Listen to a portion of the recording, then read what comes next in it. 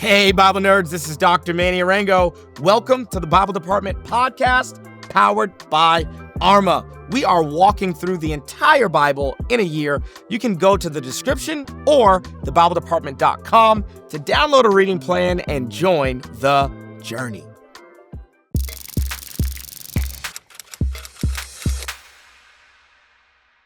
Family, welcome to day 150. We are in 1 Samuel chapters 8, 9, and 10.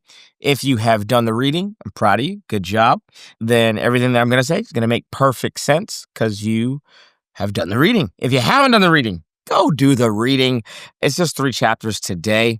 1 Samuel chapter 8, 9, and 10. And as we're going to see for most of 1 and 2 Samuel, it's a ton of narrative. So it's not hard reading. You just got to keep up with the story. And so go do the reading, come on back, and let's jump into our context clues for the day. So here's a big question that we need to ask. Is Yahweh anti-king? Okay. Is Yahweh against the idea of Israel having a king? Or is Yahweh pro-king? It's kind of confusing, to be totally honest. You could make an argument that Yahweh is for Israel having a king. You could also make the argument that Yahweh's against Israel having a king. So, is it bad that they ask for a king? Is it okay that they ask for a king? Like, what's actually going on? We don't want to misdiagnose what's going on. I've obviously heard these passages preached a lot, and so want to bring clarity. And that's, honestly, we want to put 1 Samuel chapter 8 in 8 through 10 in context of this wider theme in the Bible. The entire Bible is actually also answering this question for us. Is Yahweh pro-king, anti-king? And one of the big rules that we like to follow when we're reading the Bible is that Scripture interprets Scripture. Okay, so it's very, very often that in the middle of reading something, we'll go read a corresponding passage of Scripture to kind of help us to interpret the Scripture that we're currently reading. So we're going to bounce around a little bit. Before we start bouncing around, let's throw in some nerdy nuggets, okay? First, if Samuel had not appointed his sons as judges, could we have avoided Saul as king? It's a great question, okay? So if you start reading 1 Samuel chapter 8, 1 Samuel chapter 8 begins with this line. When Samuel became old, he made his sons judges over Israel. The name of his firstborn was Joel, the name of his second, Abijah. They were judges in Beersheba, yet his sons did not follow in his ways, but turned aside after gain. They took bribes and perverted justice. So Samuel's sons are some no-good scoundrels, okay? And we're going to see this as a theme. So Eli wasn't necessarily super corrupt, but Eli's sons were very, very corrupt. Here we see Samuel. Samuel's not corrupt at all, but his sons are going to be corrupt. And then later on, we're going to see David and his inability to be a great dad. And this is going to be a consistent theme. Because remember, the Bible doesn't say thou shalt not commit polygamy or thou shalt not live a polygamous life. Polygamy is wrong. But the Bible is going to tell us in narrative form that polygamy is not God's ideal. Okay, the stories are full of drama, full of jealousy, full of infighting. And so the Bible's not telling us that nepotism is necessarily wrong, but the Bible is using narrative to show us that it's easier to be a prophet than it is to be a dad. It's easier to be a judge than it is to be a father. It's easier to be a king than it is to be a good dad. And so there's this theme where the narrative is kind of throwing shade on a lot of these characters by the behavior of their children, okay? And I want to make sure I communicate that with lots of nuance. It's not saying that the parent failed or it's the parent's fault. It's just saying this isn't good. And it's a consistent theme that men that are called by God to lead in powerful ways end up not crushing it when it comes to leading at home, leading their families. Okay. So next kind of little nerdy nugget we got. The elders bring up the issue of kingship in response to Samuel appointing his sons as judges. So the desire for a king doesn't come out of the blue. It's not out of thin air. The context for the people of Israel asking for a king is the wickedness of Samuel's sons. Okay. So like we gotta kind of go like, okay, like these people aren't necessarily evil. What's the issue then? There's two issues. Number one, the motivation is not just we don't want Samuel's boys leading us. It's also we want to be like the other nations. And that's what God is going to take offense to. Second, God is going to say, hey, Samuel, don't be downhearted. Don't be disheartened. Don't be downcast. It's not you, aka or your sons, that the people have rejected, but really they've rejected me as their king. Okay? So let's re-ask our question from earlier. Is Yahweh anti-king or pro-king? And the reality is that he's neither. He's not against Israel having a king or for Israel having a king. Yahweh is pro-theocracy. He is for himself being their king and appointing a vice regent who acts as king but defers to Yahweh as king. Okay? How do we know this? Well, because God sets up Adam and Eve to rule and to reign. Okay, so God is not against sharing power. He's not opposed to empowering other people or to empowering people for roles of leadership. He's not opposed to men and women taking royal offices and serving him and reflecting his government in that way. He's not opposed to that at all. He's opposed to nepotism, idolatry, and anything like that. Okay, so how do we know that Yahweh isn't 100% fully anti-king? Well, Genesis chapter 49, verse 10. Jacob, in blessing his sons, right there, flat out tells us that there's going to be a king, okay, that comes from one of these 12 boys. Next, Numbers chapter 24. Verses 17 and 19.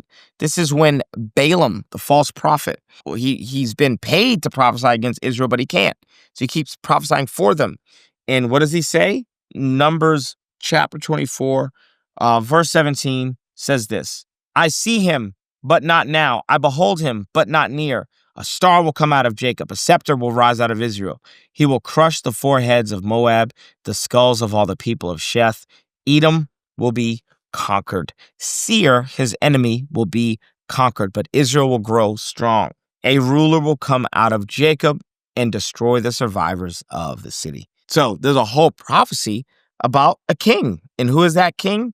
We know that king is the Son of God, whose name is Jesus. So God, Yahweh, is not anti-king.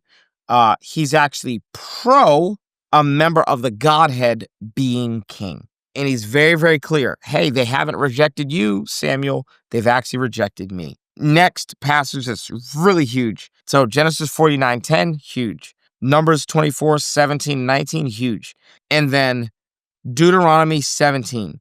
Okay, Deuteronomy 17 kind of lays out stipulations for the king.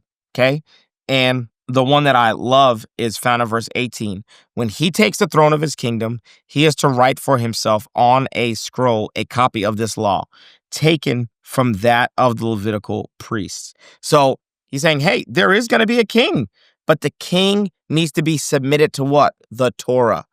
And what is the big message of the Torah? That we're reading out of the book of Deuteronomy. That passage was Deuteronomy chapter 17, verse 18. And the big message of Deuteronomy is that Yahweh is suzerain and Israel is vassal.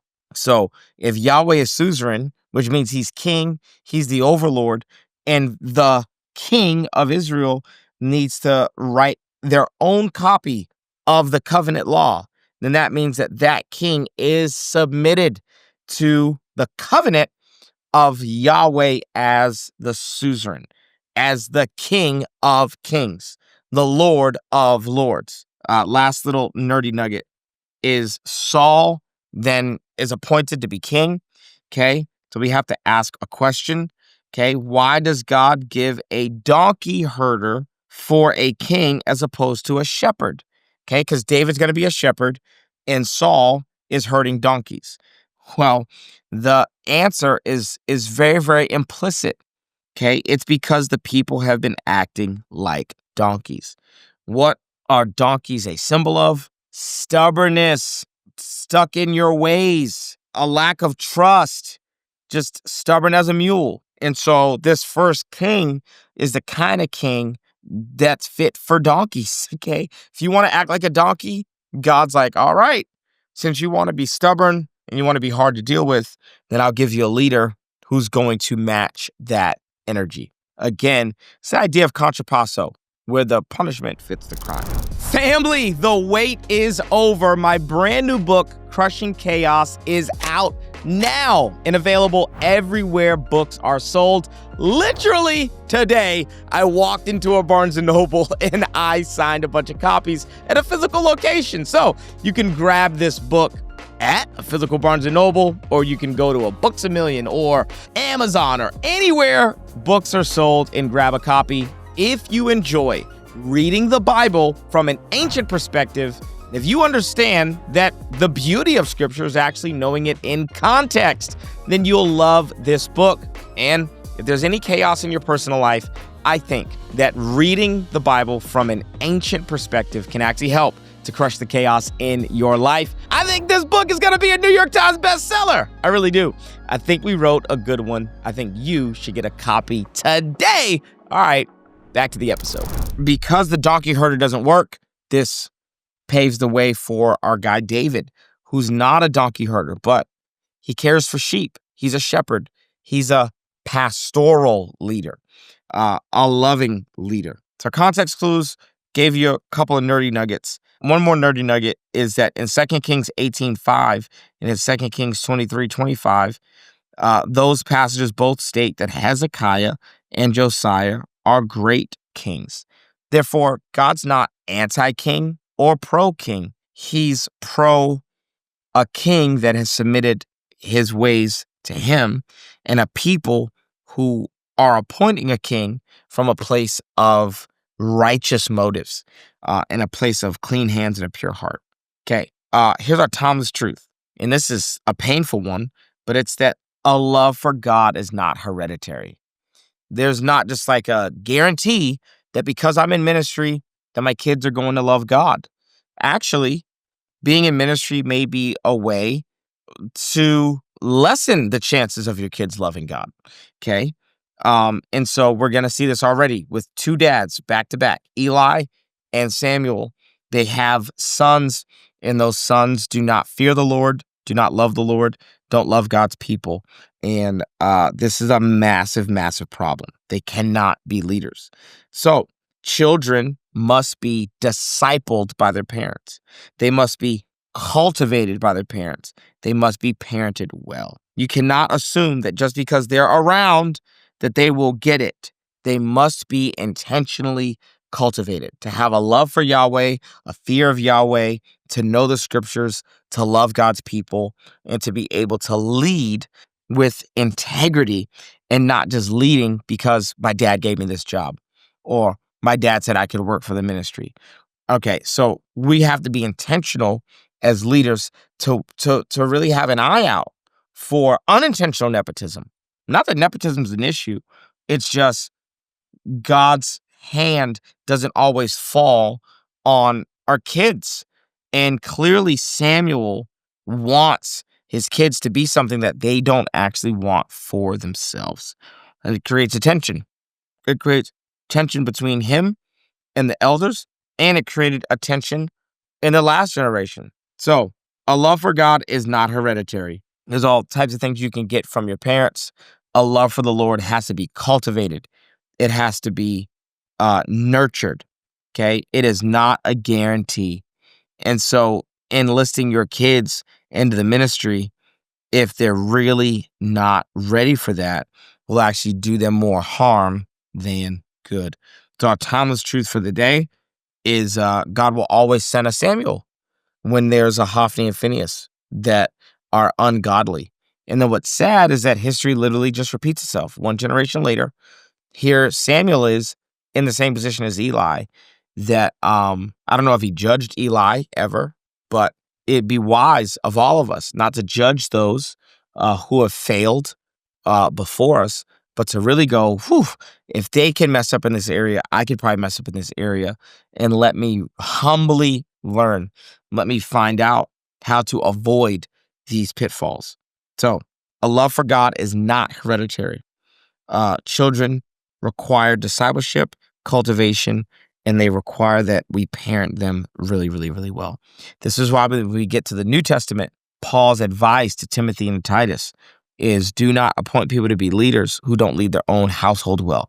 Don't appoint people to be leaders who are not good dads, who are not good moms, who are not good brothers, sisters, so on and so forth. So the reason that leadership is not set up based on productivity or talent, actually based on other metrics, is so that we ensure that if the next generation is going to lead, they're leading from a pure place. All right. We got a lot of context in there. We got some nerdy nuggets in there, and I was able to give you a timeless truth. Hey, if you're a pastor, if you're a leader, ministry is difficult, but man, parenting's harder. Spend the extra time parenting, please. Like, the best way for us to lead the next generation, is by leading those of our own household. I do think that the narrator is writing this in the text, letting us know that this is a weakness for the prophet Samuel, but it shouldn't be a weakness for you or me. We've got hindsight as an advantage here. We got to step up as leaders, as husbands, as fathers, as moms, and really, really, really, really be there for our kids. Alrighty. I'll see you tomorrow for day 151. We're going to be in 1 Samuel chapters 11 and 12. All we got is 2 chapters tomorrow. So show up ready to lean in and see what the Lord would say to us as we read his word. I'm so proud of you. If you're on a streak, don't mess it up. If you're not on a streak, not too late to start one. All you need is 2 days. That could be today and tomorrow. Love you guys so much. Day 151 right here. It's going down tomorrow. Peace. Thanks so much for joining us on the Bible Department podcast. If this episode was helpful, how about you leave a comment, share with a friend, and subscribe so that you never miss an episode. To learn more about the show, head to thebibledepartment.com. We'll see you right back here tomorrow.